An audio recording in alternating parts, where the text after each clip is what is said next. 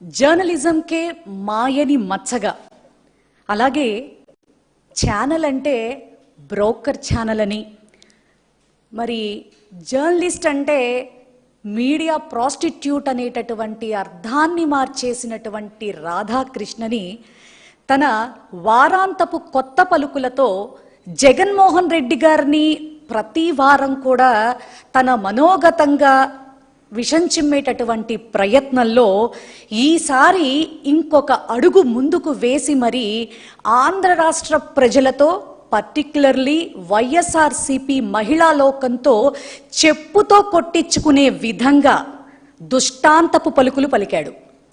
ఎంత నికృష్టపు జన్మ ఈ రాధాకృష్ణదో మరి అర్థం కావట్లేదు.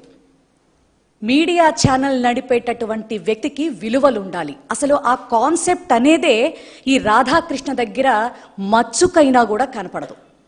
ఎందుకంటే చంద్రబాబు నాయుడు గారి జపం చేసేటటువంటి నేపథ్యంలో కులగజ్జి ఒళ్ళంతా అణువణువు కూడా పట్టేసి మరి జగన్మోహన్ రెడ్డి గారు ఎప్పుడైతే, ఎందుకంటే చంద్రబాబు నాయుడు అమరావతి పేరుతో ఈ రాష్ట్ర ప్రజల్ని మోసం చేస్తున్నాడు, దాన్ని అడ్డం పెట్టుకుని మరి దోచుకుందాం దాచుకుందాం అనేటటువంటి కాన్సెప్ట్లో ప్రజల్ని మాయ చేస్తున్నాడు. ఈ మాయ వీడాలి. మరి ప్రభుత్వ ఖజానాకి ఎట్లాంటి ఇబ్బంది కలగకుండా, అలాగే వనరులన్నీ మరి అందిపుచ్చుకున్నట్టుగా ఉన్నటువంటి మరి మచిలీపట్నం, అలాగే గుంటూరు, విజయవాడల్ని కలుపుతూ మావిగన్ అనేటటువంటి ఒక గన్ షాట్ని మరి జగన్మోహన్ రెడ్డి గారు ప్రజల్లోకి సంధించడం జరిగింది.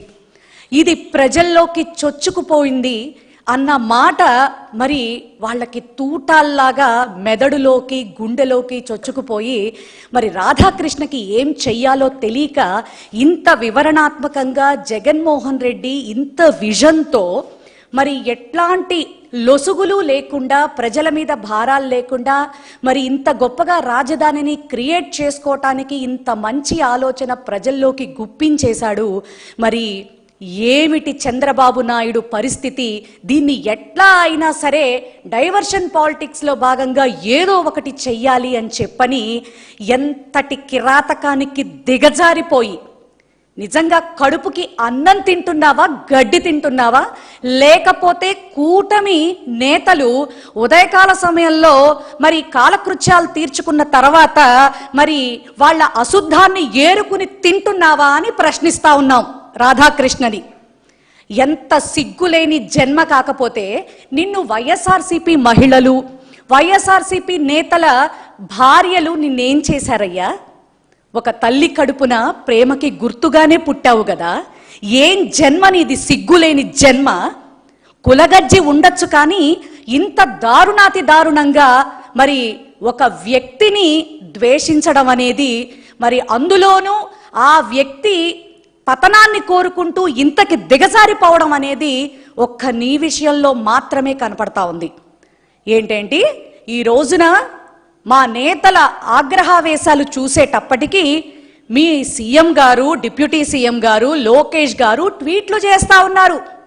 మరి నీదేదో పరమ పవిత్రమైనటువంటి దేవాలయం అన్నట్టు, నువ్వేదో గొప్ప మహానుభావుడు అన్నట్టు నీ మీదకి మరి మా వాళ్ళు వచ్చి మరి ఆడవాళ్ల జోలికి వస్తావా, క్షమాపణ చెప్పు అని నీ కార్యాలయాన్ని చుట్టుముడితే అది తప్పు అని వేదాలు వల్లిస్తా ఉన్నారు.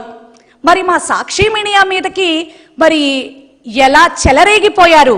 మరి ఆ రోజున ఈ హోమ్ మినిస్టర్ కానీ మరి ఈ సీఎం గారు కానీ వీళ్ళెవ్వరూ కూడా మరి బయటకు వచ్చినటువంటి సందర్భాలు కానీ, మాట్లాడినటువంటి సందర్భాలు కానీ మనకెక్కడా ఎందుకు కనిపించలేదు?